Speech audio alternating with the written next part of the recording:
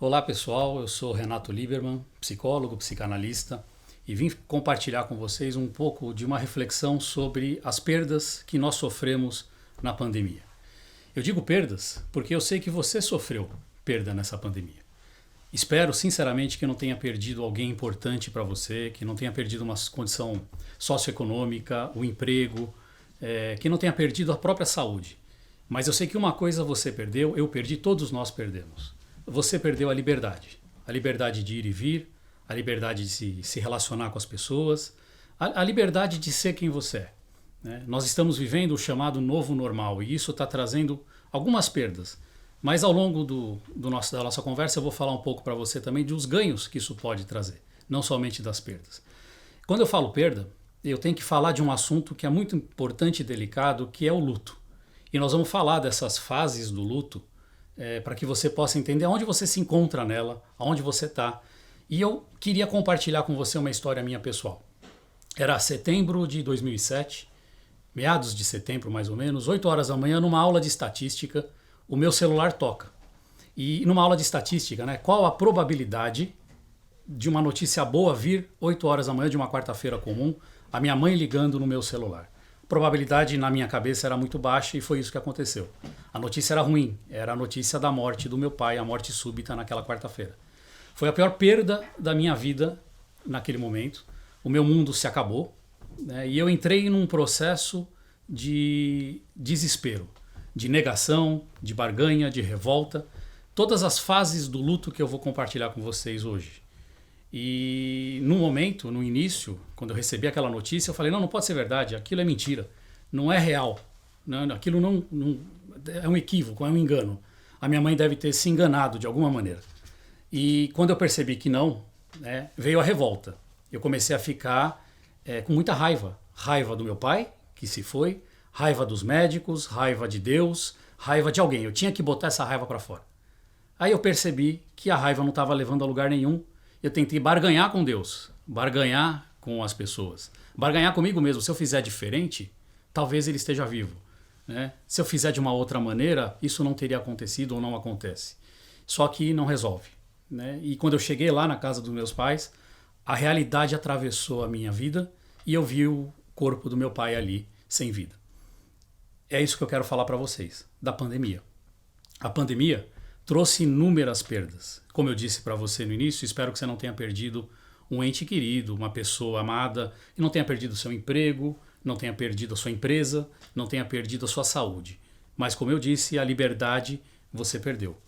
E quando a gente fala em perda, você vai entrar inevitavelmente no processo de luto. E eu me lembro muito bem, você deve lembrar também, lá em março, aqui no nosso país, aqui no Brasil, né, as pessoas negando a realidade que estava acontecendo. Não, a pandemia, até janeiro mais ou menos, a pandemia só está na China, não vai chegar aqui. A pandemia só está na Europa, não vai chegar aqui.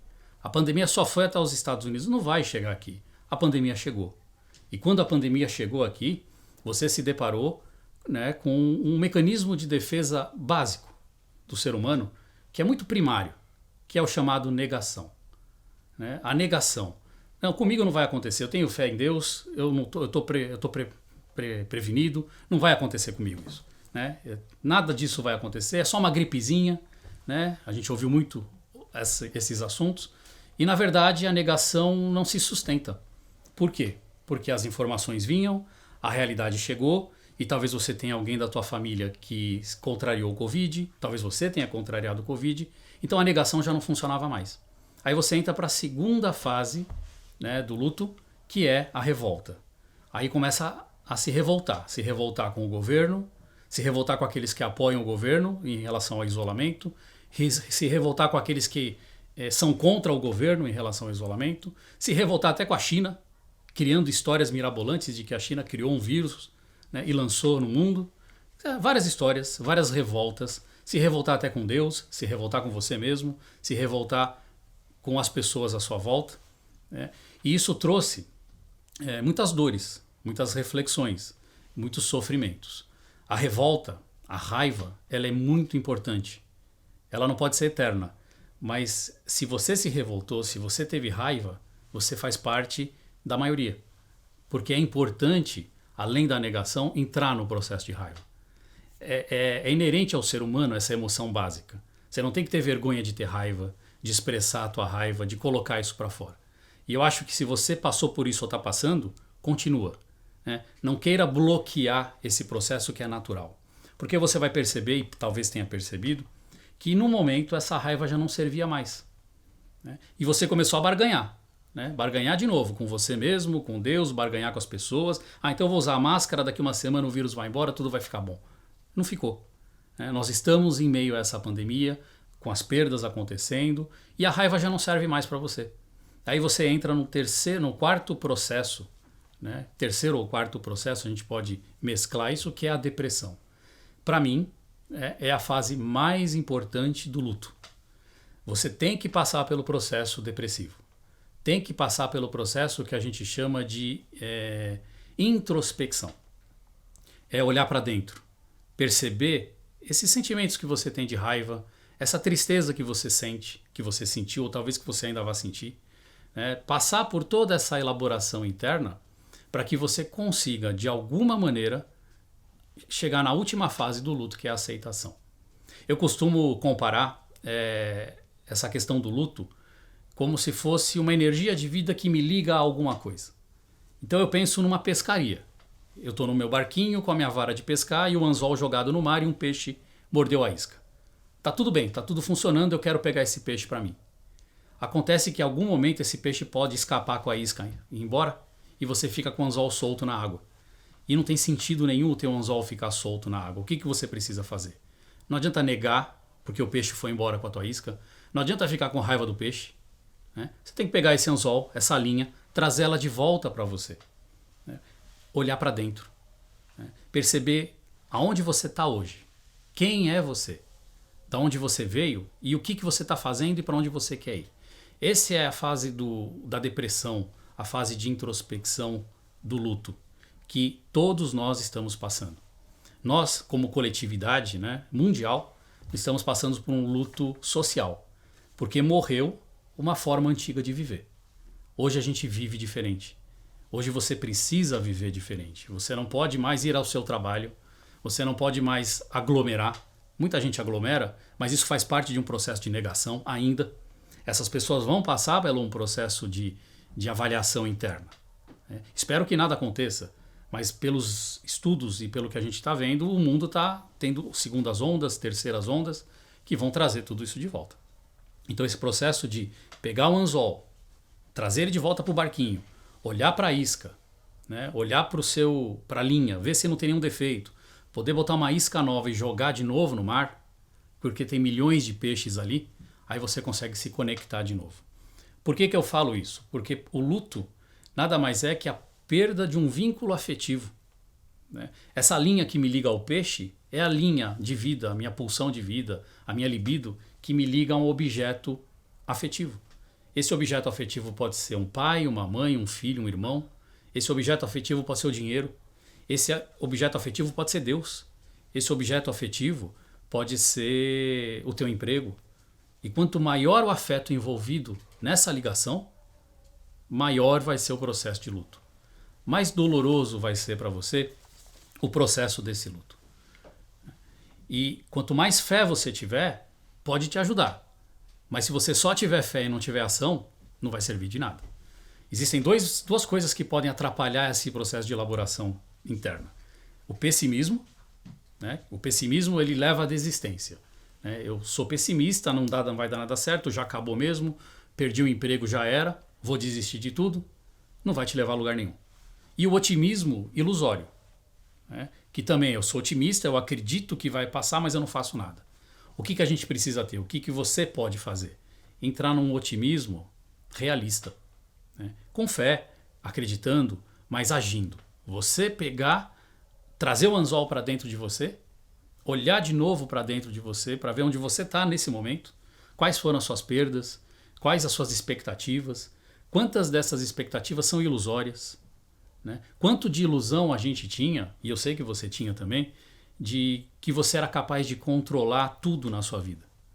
A pandemia veio com um vírus invisível que você nem enxerga e disse para você, você não controla nada.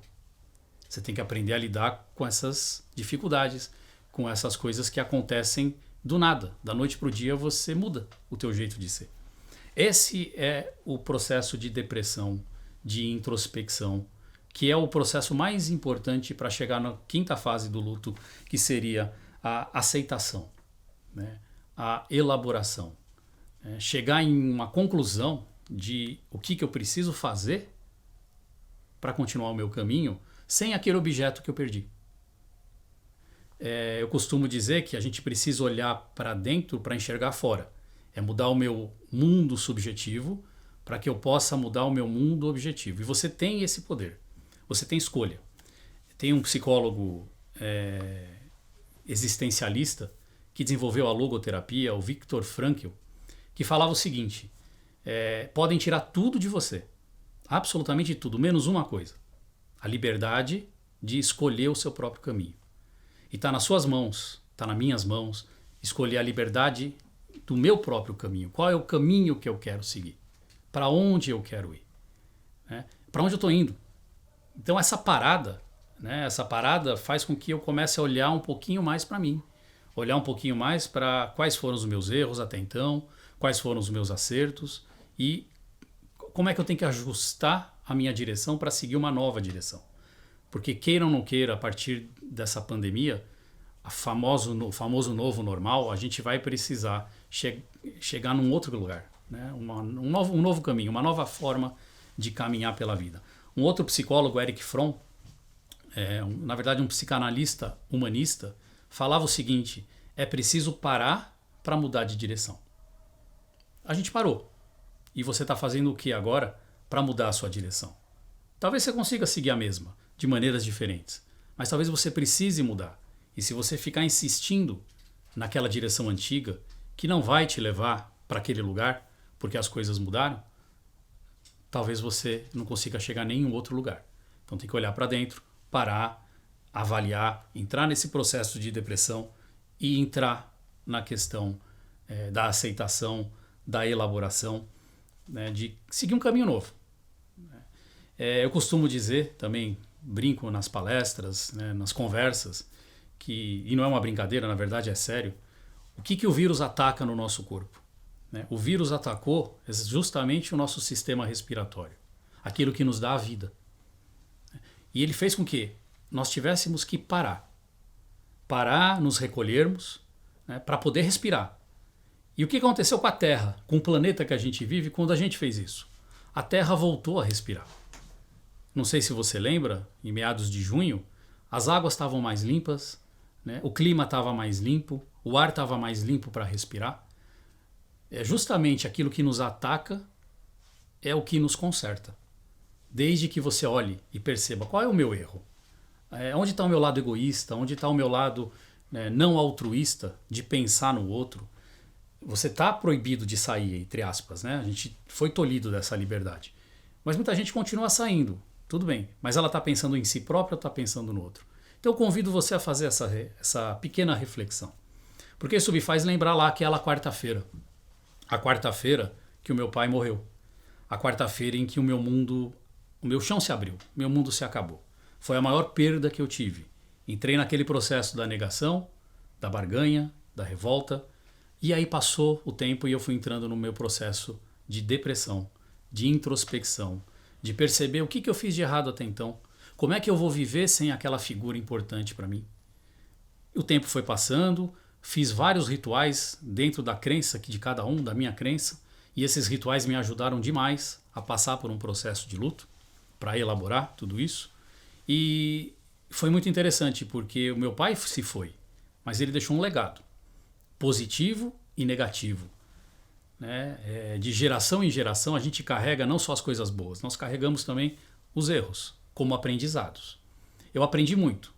Confesso que de 2007 para cá eu tive muitos outros erros, né? Erros que me levaram para outros caminhos e que me abriram um vazio. E só se pode construir algo no vazio. Então quando você erra, assume o erro, olha para dentro, assume o seu erro, aceita que você é responsável por isso. Você abre um espaço para você se reconstruir. Eu acho que essa pandemia está trazendo isso para a gente, né?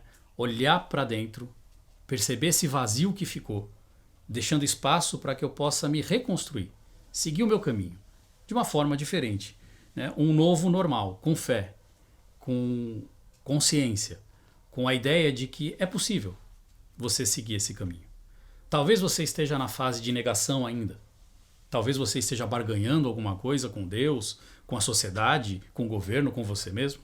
Talvez você esteja revoltado com toda essa situação. Tenho amigos que ainda estão revoltados. Mas talvez você esteja nesse momento, né, de introspecção, que talvez a maioria esteja agora, né, no momento de olhar para dentro, sentir, né, as dores, perceber as perdas e se reinventar de alguma forma nesse chamado novo normal para que possa caminhar uma nova vida. Depende muito de você. Eu tenho certeza, eu confio em você, né, eu confio no anzol que você joga no mar. Mas primeiro traz ele para dentro. Olha as suas falhas. Para de olhar para fora, de tentar buscar fora respostas, receitas prontas, porque não existe. As respostas estão todas dentro de você. E eu confio muito nisso, porque eu confio muito na tendência do ser humano de se autodesenvolver. E se você criar esse ambiente dentro de você, de elaborar tudo isso, você vai para a quinta fase, que é a fase final, que é a fase da aceitação, a fase de reconstrução, a fase de você seguir o seu caminho, né, sem culpar ninguém, sem responsabilizar ninguém, a não ser você mesmo. Nem mesmo o vírus não é culpado. O vírus veio aí, a gente não tem controle, pandemias sempre vão acontecer, há 100 anos atrás já aconteceu, há 500 anos atrás já aconteceu e vai acontecer de novo. Espero que demore, mas vai acontecer de novo. E quanto mais você elaborou, quanto mais você aprendeu, mais preparado você vai estar, não só você, mas as suas próximas gerações, né, a lidar com essa próxima pandemia. Eu gosto muito de um conceito judaico que diz o seguinte, vou falar em hebraico e vou traduzir. Gam zu letová. Tudo vem para o bem. Absolutamente tudo é providência divina. Tudo vem para o bem. E é isso que eu quero passar para você.